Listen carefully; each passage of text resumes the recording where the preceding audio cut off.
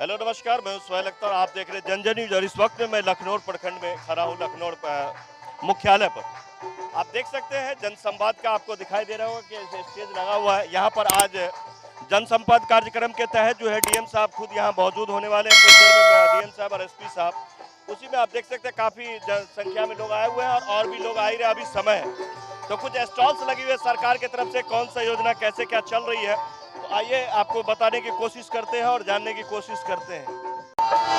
एक बड़ी योजना है सरकार की, परवरिश योजना। आप देख रहे होंगे हमारे पीछे यहाँ लगा हुआ है। परवरिश योजना 2021 से ये शुरू हुई थी। ये बड़ी ख़ास योजना होती है बच्चों के लिए, ख़ास तौर से हम बात करेंगे। आइए आप देखिए, इसके तहत आपको दिखा रहे हैं यहाँ पर बहुत सारी वैरायटीज़ लगी हुई है। आके हम जानने की कोशिश करते हैं योजना कैसे है, इसका लाभ किस किस को। आइए यहाँ एक जन आ जाइए बोलने वाले जन। किस चीज़ का स्टॉल है मैम? ये ICDS की तरफ से हम लोगों ने स्टॉल की व्यवस्था की है। इसमें जो THR में जो सामग्री, आंगनवाड़ी के तहत THR में जो सामग्री बच्चों को दी जाती है, जीरो से 3 साल तक के बच्चे का, वो सोयाबीन, बड़ी, चावल, दाल, तेल, मसाला, इस सब का आयोजन इसमें जो है प्रदर्शन किया गया है, ताकि जो है यहाँ का समाज का लोग समझ सके कि इस आंगनवाड़ी के तहत क्या क्या सेवाएं हम लोगों को दी जा रही हैं। उसके बाद है अन्नप्राशन की व्यवस्था की गई है, जिसमें 6 माह के तुरंत बाद बच्चों को अन्नप्राशन करवाना होता है, जिसमें कि हलवा, खीर, खिचड़ी इत्यादि का जो है व्यवस्था किया गया है। 6 महीने के बाद, 6 महीने के तुरंत बाद बच्चे को अन्नप्राशन के माध्यम से जो है उसको अन्न ग्रहण कराने का जो सलाह दी जाती है सेविका के द्वारा। और उसके बाद है कि मिलेट का अनाज जो है आजकल में जो है हम लोगों को खाने के लिए जो ज़्यादा प्रोत्साहित किया जा रहा है, गर्भवती महिला को खास करके। इसमें है मूंग का दाल है, भरुआ है, राजमा है, ये सब सामा का चावल है, विभिन्न प्रकार की सामग्री, सोयाबीन। महिला को फायदा, ये सब गर्भवती महिला को है जो है गर्भावस्था के दौरान ये सब चीज़ जो है खाना चाहिए। इसके लिए प्रोत्साहित करने के लिए हम लोगों ने ये स्टॉल लगाया है, ताकि वो समझ सके कि हम लोगों को गर्भावस्था के दौरान क्या क्या अनाज खाना है, क्या क्या करना है। और 6 महीने के बाद अन्नप्राशन बच्चे को कराना है। 3 साल के बच्चे को THR का सामान जो है ICDS के माध्यम से दिया जाता है, वो आंगनवाड़ी सेंटर पर जा कर के उसको लेना है। और इसके बाद जो है टैबलेट का व्यवस्था भी है कि आयरन फॉलिक टैबलेट जो है वो गर्भवती महिला को आंगनवाड़ी के माध्यम से दिया जा रहा है। इस सब का जो है, उसके बाद उसको कीड़ा का दवाई भी है, 4 महीना 5 महीना के बाद भी कीड़ा का दवाई भी एक बार दिया जाता है। उसका भी प्रदर्शन यहाँ पर किया गया है। पपीता, केला, नींबू, टमाटर, साग और सहजन का पत्ता खास करके जो गर्भवती महिला को खाना चाहिए। सहजन का पत्ता भी काफी, हाँ, सहजन का पत्ता भी है, गर्भावस्था जो है इसको खाना चाहिए। आप देख सकते हैं इस वक्त में सारी जानकारी हमने यहाँ पर देखा। ये बच्चों के लिए है, 6 महीना जब गर्भवती महिला होती है तो उस वक्त में ये सारा कुछ, और फिर 6 महीने के बाद बच्चों के लिए ये सारी भोजन करनी चाहिए। इसके जागरूकता के लिए लगाया गया और ये गर्भवती महिला के लिए। हमें उम्मीद है कि आपको ये पता चल गया होगा कि किस तरह से। आइए अगले स्टॉल पर आते हैं। वैसे आप देख सकते हैं ये सारा लगा हुआ है, स्कूल पूर्व शिक्षा, टीकाकरण, संदर्भ सेवाएं। अब यहाँ आइए, यहाँ पर जो है वो आ जाइए, अंदर आइए। एक आदमी आइए बोलने वाले, वक्ता आप ही हैं। ये किस चीज़ का लगा हुआ है स्टॉल सर? ये लोक निर्वाचन विभाग है। क्या आप क्या जागरूक करना चाहते हैं? विभिन्न प्रखंडों से या पंचायत 17 ठो है ना, उसमें अगर 18 से 1-1-24 के आधार पर 18 वर्ष महिला पुरुष का अगर उम्र हो जाता है, उसके 6 नंबर जोड़ा जाता है। मतदाता सूची में जिसका अगर नाम या उम्र या पिता पति का नाम गलत है तो वो 8 नंबर फॉर्म भर कर सुधार कर हो जाता है। 7 जो है जो मर गया उसको हटाया जाता है। यही है सर। तो ये यहाँ के बाद, जब यहाँ के बाद कहाँ पे ये ऑफिस में होता है? हाँ, ये जो है ब्लॉक में जो है जो जिस दिन ये अवकाश के छोड़ करके जो है चलता है। और 120 BLO जो है प्रखंड अंतर्गत कार्यरत है। ये BLO लोग हैं? हाँ, ये BLO लोग हैं। तो आप देख सकते हैं ये BLO लोग हैं। आपको इलेक्शन के टाइम में या उससे पहले भी वोटर कार्ड में नाम वगैरह सही करवाना हो या फिर नाम डलवाना हो, इस चीज़ के लिए ये लोग रहते हैं। तो आप देख सकते हैं इन लोगों ने भी यहाँ स्टॉल लगाया ताकि लोगों को जागरूक कर सके, मतदाता जागरूकता कार्यक्रम प्रखंड लखनऊ के तहत। अब आइए आप आगे आपको ले चलते हैं और यहाँ पर आपको दिखाते हैं। आप देखते हैं महात्मा गांधी राष्ट्रीय ग्रामीण रोजगार गारंटी अधिनियम 205 के तहत आप देख सकते हैं स्वच्छता, आहार पाइप, इस सब में काम करने के लिए। आइए अंदर चल के बात करते हैं। क्या नाम हो गया सर का? डॉक्टर संजीव कुमार। किस चीज़ के लिए सर स्टॉल लगाए? ये जन संवाद कार्यक्रम आज के दिन में है और हमारे माननीय जिला पदाधिकारी आएंगे उनके, और ये लोगों को जो संवाद देना है कि सरकार की क्या क्या योजना है उसको प्रेजेंट करने के लिए हमने यहाँ लगाया है। यहाँ पे जल जीवन हरियाली का सभी अवयव उपस्थित है। जैसे आप देख सकते हैं यहाँ ये रेन वाटर हार्वेस्टिंग है, ये खेत पोखरी है, ये नहर हो गया, ये स्वच्छता हो गया। इसको अपनाने से हमारा जल एकत्रित होता है और नीचे के वाटर से ऊपर के वाटर को मिलान होता है, जिसके कारण आपका पानी नहीं सूखेगा। अतः सभी लोगों को जो भी 1000 से या 300 मीटर से है वो अपना छत जल वर्षा बना सकते हैं। सर ये मजदूरी वाली जो है वो ये कैसे है? ये गारंटी जो मजदूर गारंटी वाला जो है इसका कैसे? ये गारंटी मजदूर ये तो नियम है, कानून अधिकार है। महात्मा गांधी राष्ट्रीय ग्रामीण रोजगार गारंटी योजना है, उसके तहत हम 100 दिन के रोजगार देते हैं और वो जैसे ही जॉब कार्ड बनता है, कोई आदमी अगर इच्छुक है, पढ़ा लिखा हो अनपढ़ हो, वो आवेदन देते हैं। 15 दिन में उसका जॉब कार्ड बनता है। जॉब कार्ड के बाद वो काम करते हैं। काम करने के बाद उसको स्वतः उसके खाते में भारत सरकार से मनरेगा मजदूरी जो है तो वो चला जाता है। तो आप देख सकते हैं यहाँ पे फिलहाल हम आए हुए थे। ये बहुत ही अच्छी बात है, जागरूकता कर रहे हैं कि पानी को कैसे सेव करके रखा जाए ताकि आने वाले वक्तों में जो पानी की समस्याएं होती है और हरा भरा कैसे रखा जाए। इन लोग यहीं पे नहीं लगातार काम करते रहते हैं, सब डिवीजन में भी जी जनजीवन हरियाली के तहत ये जो है जो कार्यक्रम है बिहार सरकार की जो एक योजना है उसके तहत आप देख सकते हैं। और इन लोगों को इससे पहले भी हमने देखा था, जल जीवन हरियाली लेकर सब डिवीजन में पहुँचे थे, झांकी लेकर। बहुत बहुत शुक्रिया। लिखा हुआ आपका स्लोगन जानकारी में आप देख सकते हैं 24 आवर्स के लिए इन्होंने पेड़ के पास भी लगा दिया है ताकि लोगों को जानकारी दी। बहुत बहुत शुक्रिया। आइए अब यहाँ आते हैं। यहाँ पर आप देख सकते हैं यहाँ पर जीविका वाले लोग हैं, कमल जीविका उत्पादक समूह। यहाँ में रोटी डिब्बा है, भगवान और बनाए हुए हैं, डलिया है, पौती है, हर रंग का चीज है। कितने लोग काम करते हैं वहाँ? यहाँ पर 35 दीदी काम करते हैं, 35 दीदी। तो आप देख सकते हैं ये सीकी मोनी वाला है, सरकार के तरफ से, ये जीविका के तरफ से है। सीकी मोनी का आप यहाँ से ले सकते हैं और वहाँ दीदी काम करती है और इसमें 30-35 काम कर रही है और उनको ट्रेनिंग भी दी जा रही है। तो ये भी बिहार सरकार की तरफ से है। आइए आगे आइए। अब स्वच्छ गाँव समृद्ध गाँव करके लोहिया स्वच्छ बिहार, क्या आपका कैसे क्या किस चीज़ का स्टॉल लगा? सर ये लोहिया स्वच्छ बिहार अभियान का, इसमें ये 2 प्रकार का डस्टबिन है। ये गीला कचरा का है, ये सूखा कचरा का है। गीला कचरा में जैसे अंडे का छिलका, पशु का चारा, मतलब चाय पत्ती। सूखा कचरा में प्लास्टिक जो गलने वाला नहीं है, जैसे प्लास्टिक हो गया, बच्चा जो कुरकुरा खाता है उसका पन्नी हो गया, वही विभिन्न प्रकार का है। और उसका हम लोग ना हर वार्ड में 2 स्वच्छता कर्मी है। उस कचरे का संग्रह करके उठा करके डेली के हम लोग WPO सेंटर पर ले जाते हैं। वहाँ पर भी 2 कर्मी हैं, उस कचरा को अलग अलग करके उसका निस्तारण करते हैं। और गीला कचरा से जैविक खाद का भी उत्पादन हम लोग अब करने जा रहे हैं जी।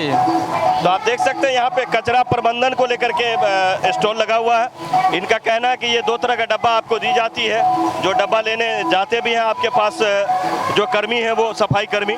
तो ये इसमें आपको ये जो कलर देख रहे हैं इस कलर में, यानी कि ये नीला कलर सूखा कचरा इसमें रखना है और गीला कचरा आपको ये हरा वाला में रखना है। यानी नीला में इसमें सूखा कचरा रखेंगे और गीला कचरा इसमें रखना है ताकि जो ले जाए तो उसके बाद उससे खाद भी बनाया जा सकता है। तो आइए आगे चलते हैं, आगे दिखाते हैं आपको।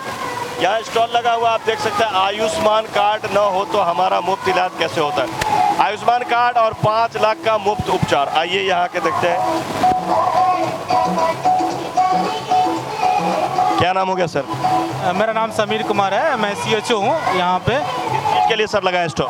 ये पब्लिक को जागरूकता करने के लिए कि सरकार क्या क्या सुविधा दे जा रही है हेल्थ फैसिलिटी के लिए। जैसे कि हमारे यहाँ अभी आयुष्मान कार्ड का चल रहा है, जिसके तहत 5 लाख का जो है आप लोग को फ्री बेनिफिट्स दिया जाता है किसी भी हॉस्पिटल में। यही सारी सुविधा और फ्री मेडिकेशन तो है ही, सरकार प्रोवाइड करवा रही है। आजकल जो छोटा मोटा जो बीमारी हो रहा है और हमारे यहाँ इससे अगर कुछ प्रॉब्लम ठीक नहीं होता है तो हम लोग हायर सेकेंडरी भी रेफर करते हैं। तो सारी सुविधा ऑलमोस्ट हमारे यहाँ अवेलेबल है। पीएससी लखनऊ से है जी, पीएससी लखनऊ से हम लोग हैं, हमारा पूरा टीम है, हमारे प्रभारी सर हैं, मैनेजर सर हैं, ये स्टाफ नर्स हैं, ये आयुष्मान कार्ड के हैं, बस यही सब है हमारे यहाँ। तो आप देख सकते हैं ये पीएससी लखनऊ से हैं, इनके यहाँ क्या सुविधाएं हैं और आयुष्मान कार्ड बनाने से आपको क्या फ़ायदा होगा ये आप देख सकते हैं। फिलहाल कुशल युवा कार्यक्रम यहाँ तो कोई है ही नहीं दिख रहा। आ जाओ भाई, क्या नाम हो गया आपका? कृष्णा कुमार। किस चीज़ के लिए स्टॉल लगा है? कुशल युवा प्रोग्राम के लिए सर। क्या होता है इससे? इसमें सर जो आज के युवा हैं उन्हें जो है सो फ्री कंप्यूटर प्रशिक्षण प्रदान किया जाता है। जो जैसे प्राइवेट से नहीं कर सकता वो हमारे बिहार सरकार के माध्यम से एक निःशुल्क शिक्षा प्रदान किया जाता है। उसी के आज हम लोग अभियान में आए हैं कि ताकि ज़्यादा से ज़्यादा बच्चा जागरूक हो और इस प्रोग्राम का लाभ उठाए। ये सेंटर कहाँ है? ये सर पतराही पे सेंटर पड़ता है। जी सर। तो आप देख सकते हैं कुशल योजना कार्यक्रम के तहत जो कंप्यूटर्स बच्चे सीखना चाहते हैं, एजुकेशन लेना चाहते हैं, उन एजुकेशन के लिए यहाँ पर जो है पतराही पर ये स्टॉल इनका ये वर्कशॉप है, वहाँ पे जाके आप ये ले सकते हैं फ्री ऑफ कॉस्ट। आप किस चीज़ के लिए लगाए सर? मेरा श्रम संसाधन विभाग का है, लेबर साइड से हम लोग हैं। क्या फायदा देते हैं आप लोग लेबर को सर? हम लोग का लेबर वेलफेयर में है, मेरे पास 2-3 स्कीम है और उसी में 15 से 16 स्कीम है। 2-3 स्कीम में भी एक स्कीम मेरे पास है बिहार भवन एवं सन्निर्माण कर्मकार कल्याण बोर्ड का योजना है। इसमें 16 तरह का स्कीम है जो सिर्फ निर्माण श्रमिक के लिए है। अगर जो निर्माण श्रमिक इसमें निबंधित हो जाते हैं उसको जन्म से लेकर मृत्यु तक का लाभ इसमें दिया जाता है। कैसे निबंधित हो गए? ये इसमें पहले ऑफलाइन किया जाता था मेरे द्वारा, हम प्रत्यक्ष रूप से मजदूर को बुलाते थे, देखते थे काम करता है कि नहीं निर्माण के। अब इसको सरकार ने ऑनलाइन कर दिया है। इसमें मेरी भूमिका सिर्फ यही हो गया है कि साइट पर देखिए और देखिए कि वो मजदूर है कि नहीं, ओके कर दीजिए और वो मजदूर अपना सर्टिफिकेट खुद ही निकाल लेंगे। जहाँ से अप्लाई करेंगे वहाँ से अब दस्तखत की उस पर आवश्यकता नहीं रहेगी। ये कहाँ जाके अप्लाई कर सकते हैं मजदूर? ऑनलाइन कहीं भी सेल्फ भी कर सकते हैं, किसी CSC काउंटर पर जा सकते हैं। अगर आप मोबाइल चलाना खुद से जानते हैं तो खुद भी कर सकते हैं। कोई ऐसा ऑफिस नहीं है सर जहाँ से जाके लोग जो पढ़े लिखे नहीं है कर? ऐसा कोई विशेष ऑफिस नहीं। CSC सेंटर आजकल हर गांव हर शहर में मौजूद है, आपके अगल बगल में भी मौजूद है। कौन सा साइट है सर? BOCW का साइट है। और एक और योजना के बारे में हम बताना चाहेंगे जो बहुत कम ये जानते हैं। एक हमारे पास है बिहार शताब्दी योजना है और बिहार प्रवासी योजना है, जिसकी जानकारी बहुत कम लोगों को है।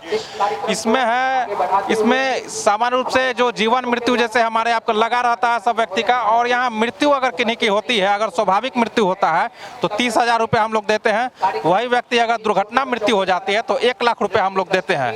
और किसी व्यक्ति का अगर दोनों पाँव कट गया या एक हाथ कट गया, एक पाँव एक हाथ डिस्टर्ब हो गया, उसमें भी हम लोगों का 75,000 और 37,500 का प्रावधान है। तो इसमें निबंधन की कोई आवश्यकता नहीं। इसके लिए कहाँ जाएगा सर?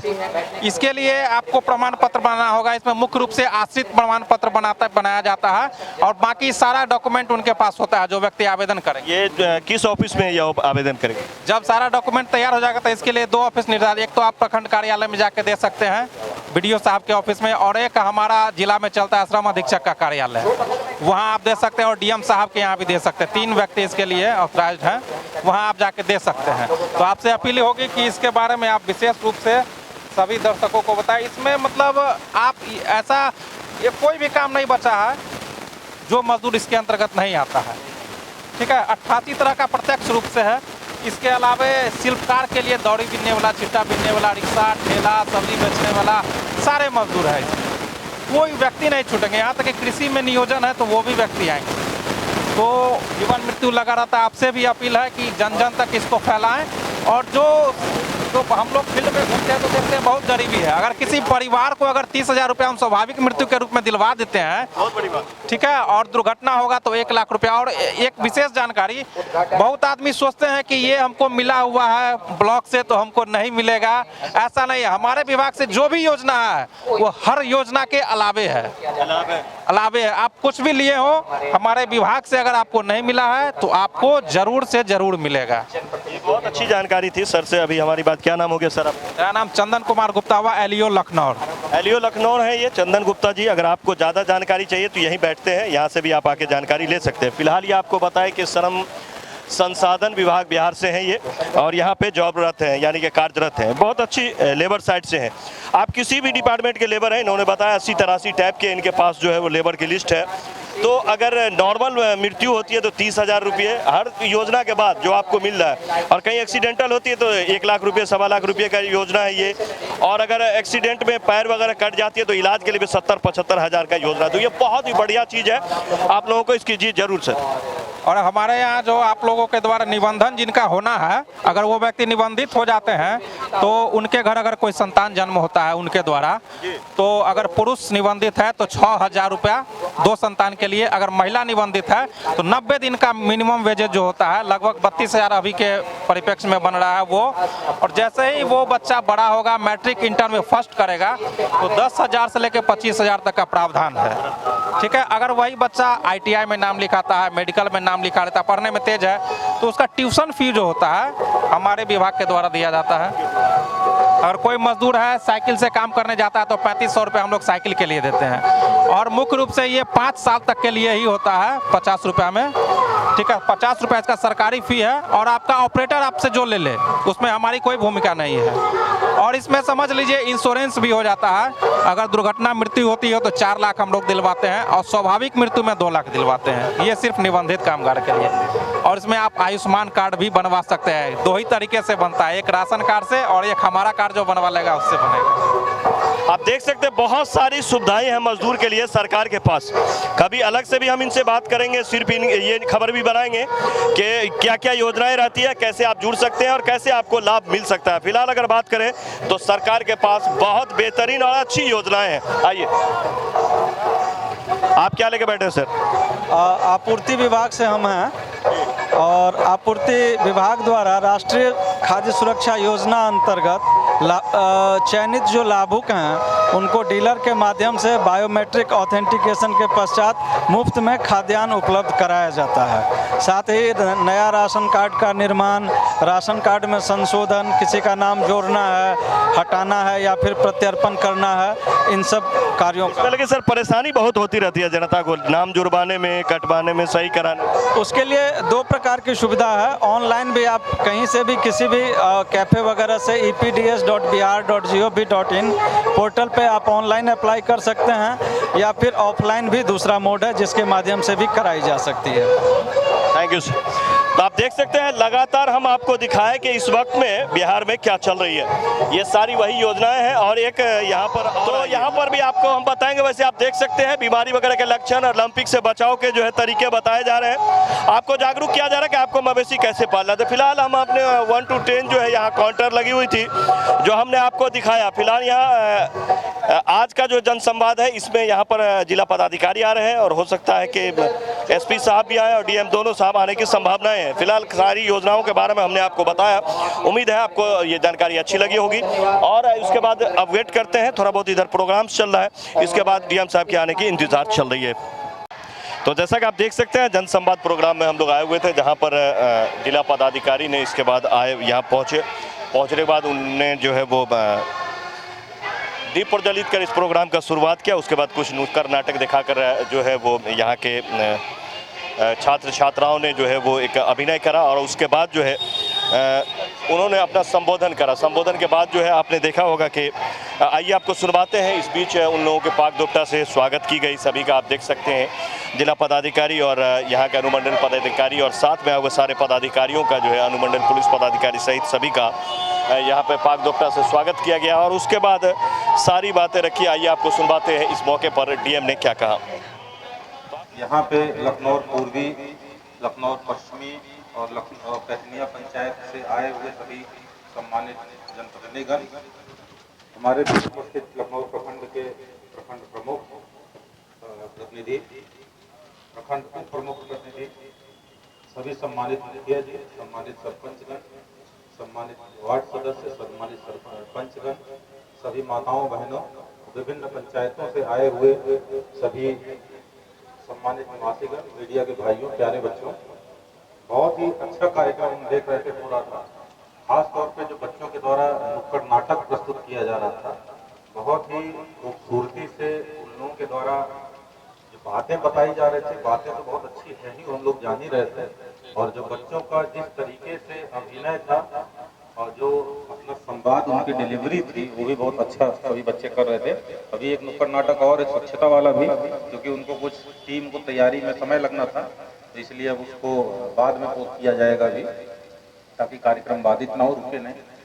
आप लोग जनसंवाद कार्यक्रम में हम लोग जो सरकार की विभिन्न योजनाएं हैं और जो कल्याणकारी कार्य हो रहे हैं उनके बारे में जानकारी देने के लिए सभी ब्लॉक्स में हम लोग जा जाके ये कार्यक्रम कर रहे हैं, और इसके तहत सरकारी कार्यक्रमों की और उसकी उपलब्धियों की विस्तृत जानकारी देने का प्रयास हम लोग कर रहे हैं। आप लोग इतनी संख्या में आए हैं, बहुत बहुत आप लोगों को मैं धन्यवाद देता हूँ। उम्मीद करता हूँ कि अभी डीडीसी साहब ने बहुत विस्तार से सभी योजनाओं के बारे में बताया होगा, उसको बताया जो उसको आप लोगों ने सुना होगा ढंग से। साथ ही साथ आप ही के बीच के कुछ विश्वास है कि ज़्यादा से ज़्यादा लोग जो नई जानकारियाँ प्राप्त हुई हैं उसका नए कार्यक्रम से लाभान्वित होंगे। साथ ही साथ हम लोगों ने बहुत विभागों के द्वारा देख रहे होंगे आप लोग बैनर और स्टॉल भी लगाया हुआ है। मेरा अनुरोध है कि इस कार्यक्रम के पश्चात आप लोग उसको भी विजिट कर लेंगे। वहाँ भी सभी जितने स्टॉल लगे हुए हैं विभिन्न विभागों के द्वारा योजनाओं की जानकारी दी जा रही है, क्योंकि हम लोगों ने देखा है कि कई बार लोग केवल इस कारण से योजनाओं के लाभ से वंचित रह गए हैं कि उनको जानकारी नहीं थी। तो ये उद्देश्य है कि ताकि सभी योजनाओं का अधिकतम लाभ जितने लोग योग्य हैं सभी लोगों को दिया जा सके। इसके अलावा हम लोगों ने ये देखा है कि हम लोग अपने होते हैं सामूहिक कर्तव्य होते हैं, जो हमारी जिम्मेदारियां होती हैं उसको हम लोग थोड़ा नज़रअंदाज कर देते हैं। तो हम लोग जन संवाद कार्यक्रम को एक अवसर के रूप में हम आपसे उस पर भी चर्चा करेंगे। जो 2-3 हमारी सामाजिक जिम्मेदारियां हैं, सोशल रिस्पॉन्सिबिलिटीज हैं, उसके बारे में हम लोग चर्चा करेंगे। बच्चों ने नुक्कड़ नाटक के माध्यम से कुछ संदेश देने का प्रयास किया, उसी को और हम थोड़ा बताने का प्रयास करेंगे, क्योंकि हम लोग सामाजिक प्राणी हैं, तो ना केवल अपने परिवार को समाज का भी देखना होता है, जो हमारे कर्तव्य हैं उसको दिखाना होता है। केवल अपने परिवार का और अपने बारे में सोचेंगे तब संभव नहीं हो पाता है, तो इसलिए हम लोगों को पूरे समाज के बारे में सोचना होता है।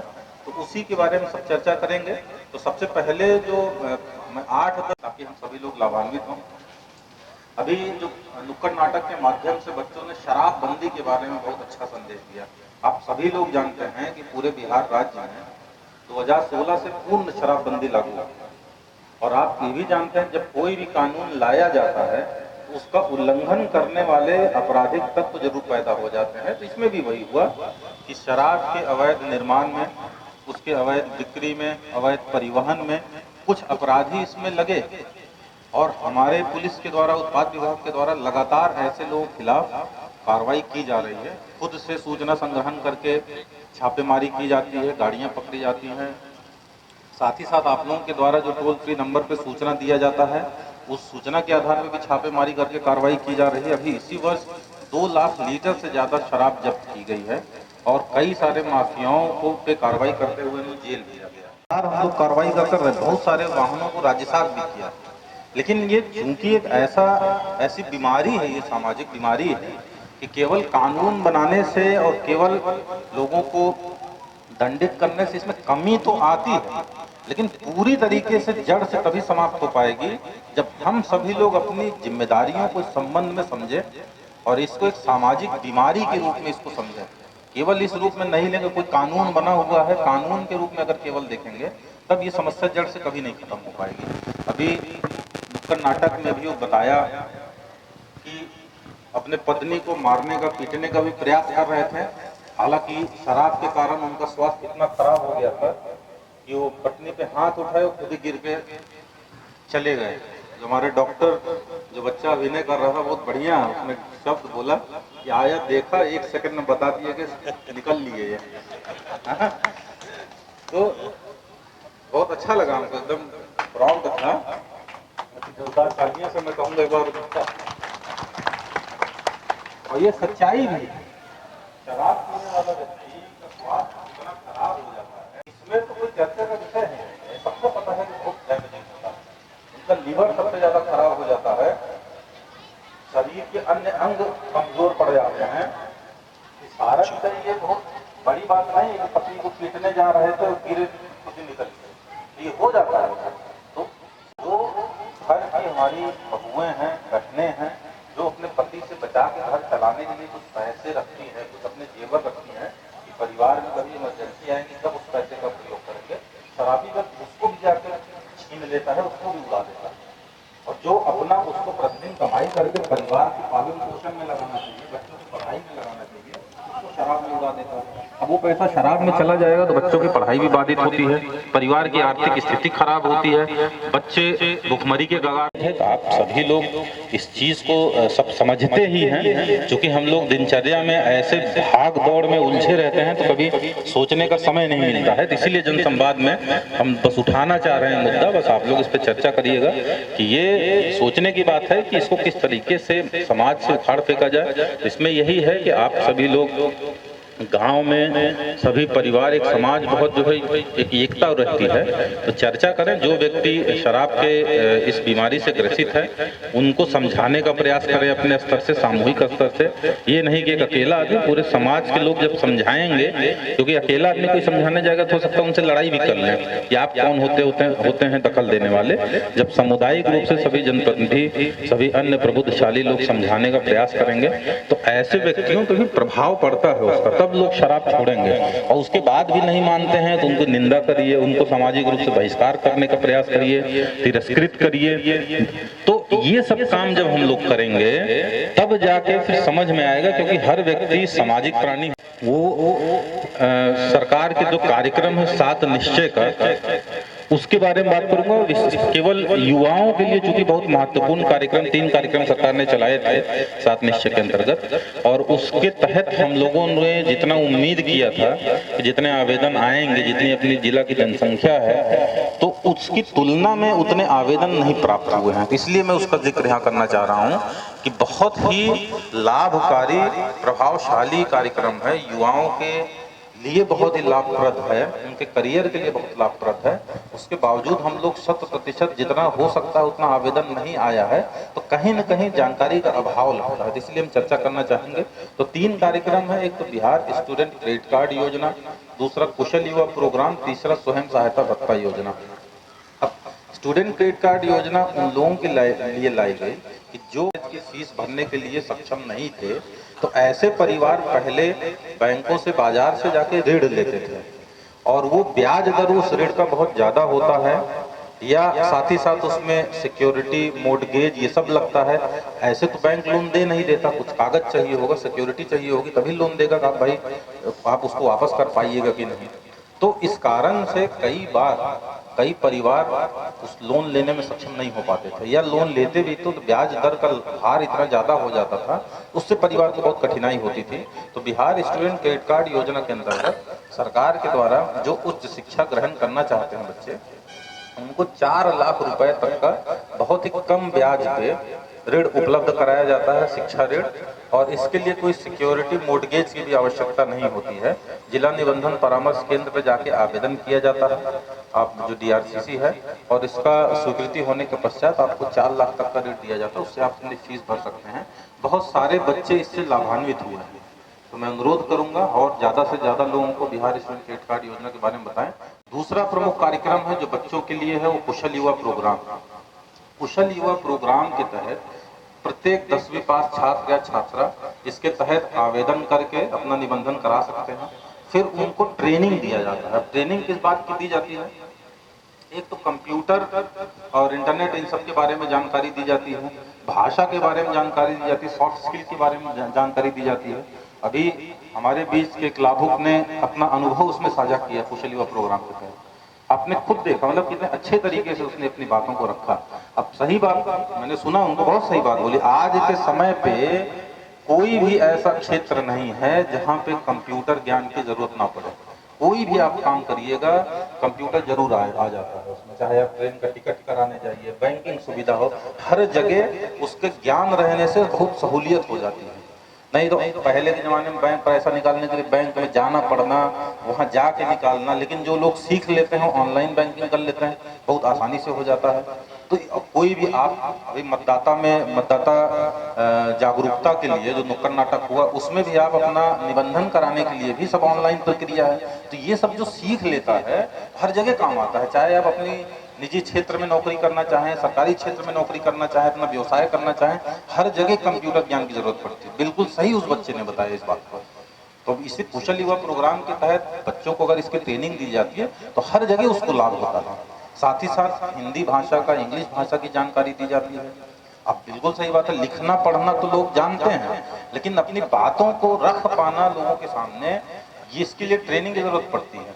तो कई लोग बहुत ही विद्वान होते हैं, बहुत अंदर से इतने अच्छी तरीके से नहीं रख पाते हैं, अपनी बातों को नहीं बता पाते हैं, तो उतना जीवन में, करियर में सफल नहीं होते हैं। तो ये बहुत काम की बात है कि भाषा की जानकारी होना और साथ ही साथ अपनी बातों को रख पाना आत्मविश्वास के साथ। अब तो हमको ट्रेनिंग का दिख रहा था उसमें, इतने बड़े भीड़ के सामने कितने आत्मविश्वास के साथ जो लाभार्थी थे कुशल युवा प्रोग्राम के अपनी बात को रखा।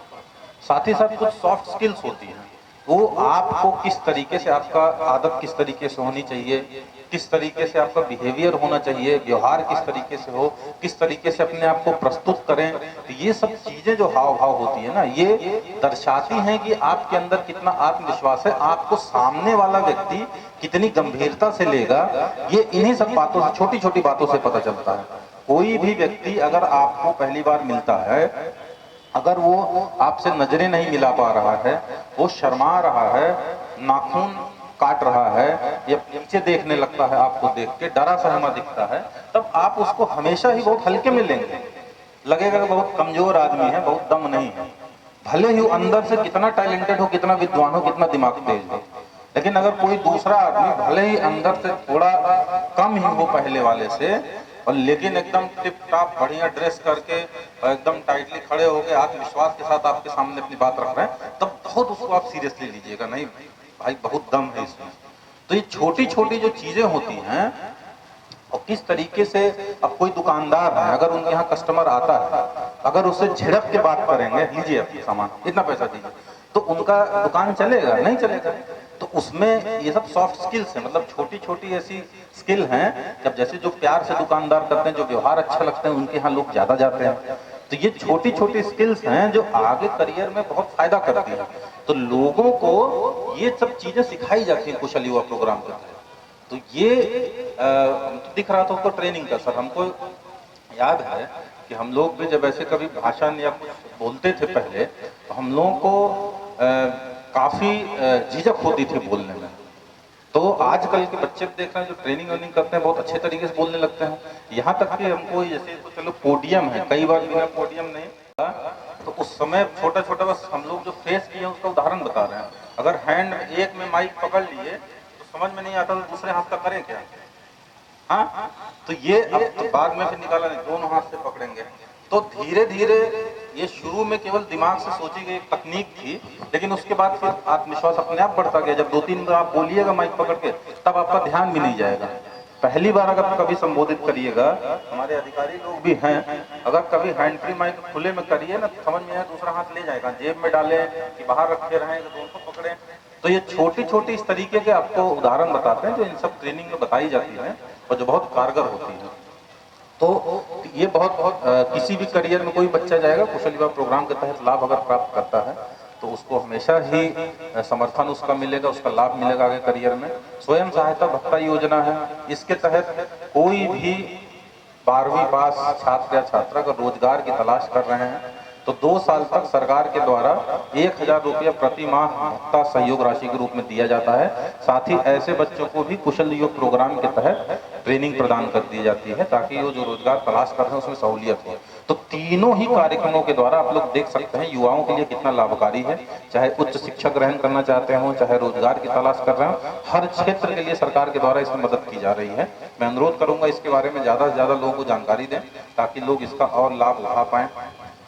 तीसरा मैं प्रमुख कार्यक्रम की बात करूंगा, ये भी सामाजिक सरोकार से ही जुड़ी हुई है। हमारे आप लोग स्वच्छता का नुक्कड़ नाटक अभी बच्चे कर नहीं पाए, वो तैयार नहीं थे, तो अभी करेंगे। तो स्वच्छता में आप लोग जान रहे हैं पहले स्वच्छ भारत मिशन लोहिया स्वच्छ बिहार अभियान के तहत खुले में शौच से मुक्ति की बात हो रही थी। तो उसमें काफी अच्छा जनप्रतिनिधियों ने, आप सभी लोगों ने मिलकर काम किया। तो एक तो यह है कि उसमें अभी भी कुछ लोग ऐसे हैं जो खुले में शौच के लिए चले जाते हैं, उनको प्रेरित करते रहना है कि ऐसा ना करें, बहुत बड़ी बीमारी का कारण होता है।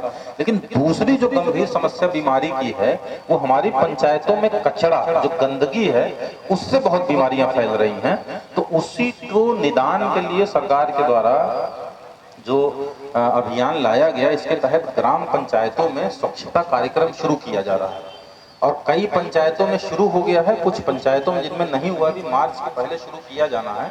तो इस कार्यक्रम के तहत प्रत्येक परिवार को 2 डस्टबिन दिया जा रहा है, एक हरा एक नीला, एक में सूखा कचरा डालने के लिए, एक में गीला कचरा डालने के लिए।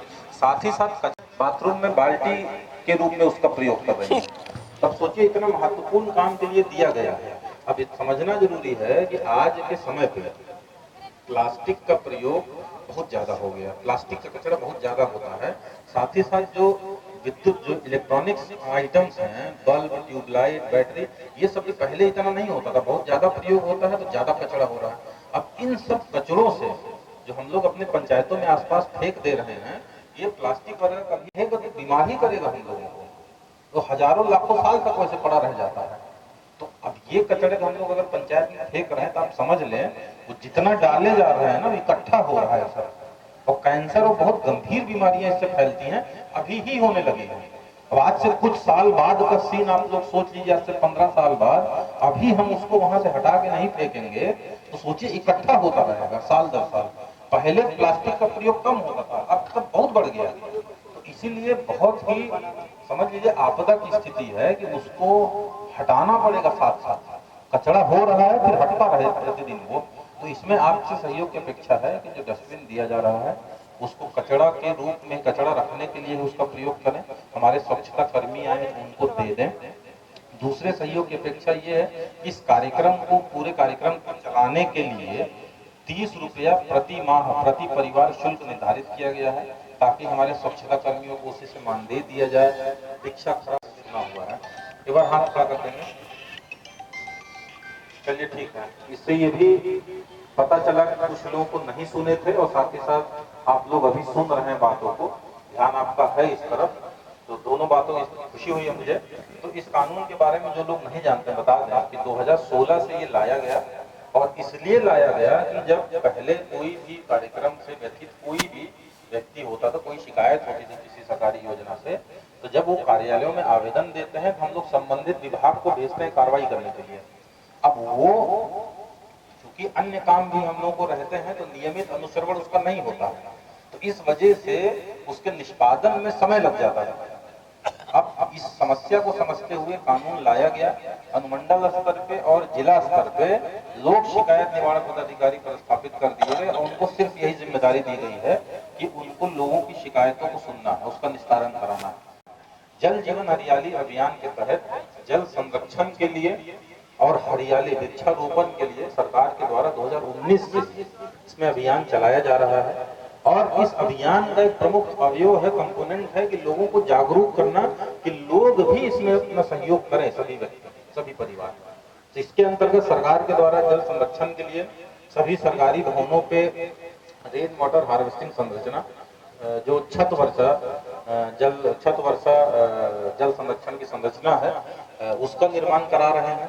स्वच्छता का निर्माण कराया जा रहा है, जितने भी सरकारी चापाकल हैं, जो कुएं का जीर्णोद्धार हो रहा है, उन सभी के पास में मनरेगा के तहत पंचायतों के द्वारा स्वच्छता का निर्माण हो रहा है। साथ ही साथ पोखरों का जीर्णोद्धार कराया जा रहा है मनरेगा के तहत, और जो 5 एकड़ से ऊपर के हैं बड़े पोखर हैं उसको लघु जल संसाधन विभाग के द्वारा उसका जीर्णोद्धार कराया जा रहा है। इन सब का उद्देश्य यही है कि जल को संरक्षित करना। जब पोखर जीर्णोद्धार करके बड़ा साइज बना दीजिएगा तो ज्यादा पानी इकट्ठा होगा, तब उससे ज्यादा पानी रिस के नीचे भूगर्भ में जाएगा तो नीचे का जल स्तर बढ़ेगा।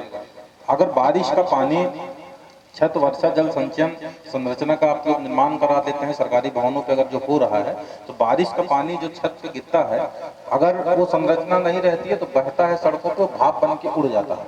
इसको दिया गया है, ये सब लोग जानते हैं। 18 साल के उम्र जो भी लड़का या लड़की पार कर लिए हों, हमारे भारत के नागरिक हों, वो सभी लोग वोट डालने के लिए एलिजिबल हो जाते हैं, योग्य हो जाते हैं। तो मैं कुछ डेटा आपको मधुबनी जिला के बारे में बता देना चाहता हूं ताकि आप लोग भी जागरूक हो जाएं कि 18 साल की आयु और 19 साल की आयु वर्ग में जितनी हमारी जनसंख्या है, एक अनुपात होता है ना, इतने प्रतिशत इस साल के, इतने प्रतिशत इस साल के हैं, तो 2011 में तो पूरा सेंसस हुआ था, जनगणना हुई थी। तो जनगणना के हिसाब से जितना प्रतिशत 18 साल और 19 साल के बालक बालिकाएं होने चाहिए, स्त्री पुरुष 18 साल और 19 साल के, वो प्रतिशत है 3.37।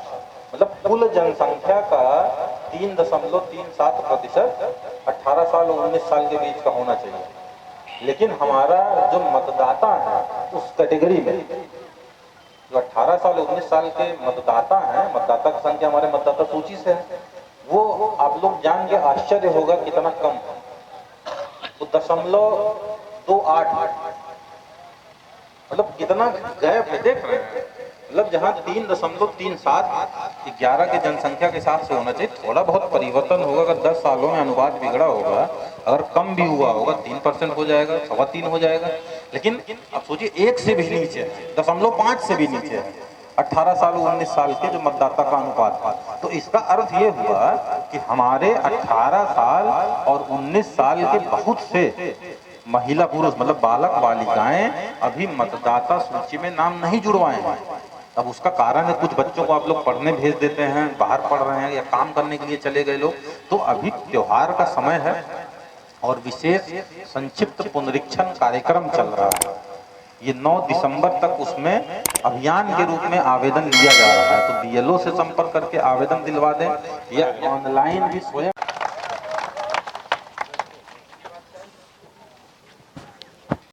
तो आपने देखा आज का ये प्रोग्राम रहा, ये बहुत ही खास है। इस पे हम हर पहलू पे जो है पदाधिकारियों से बात करेंगे और ये निश्चय योजनाएं जो है इन पे हम आपको पूरी जानकारी देंगे और जानकारी खोल के देंगे कि किस योजना से आप कैसे लाभ उठा सकते हैं और किस योजना के लिए आपको कहाँ संपर्क करनी चाहिए और कैसे क्या इसके विस्तार के पे भी इस पर हम खबर बनाएंगे। तो फिलहाल हमें दे इजाज़त। कैमरा पर्सन पंकज के साथ जन न्यूज़ के लिए इस वक्त में लखनऊ प्रखंड से मिलता अगले खबर में। नमस्कार।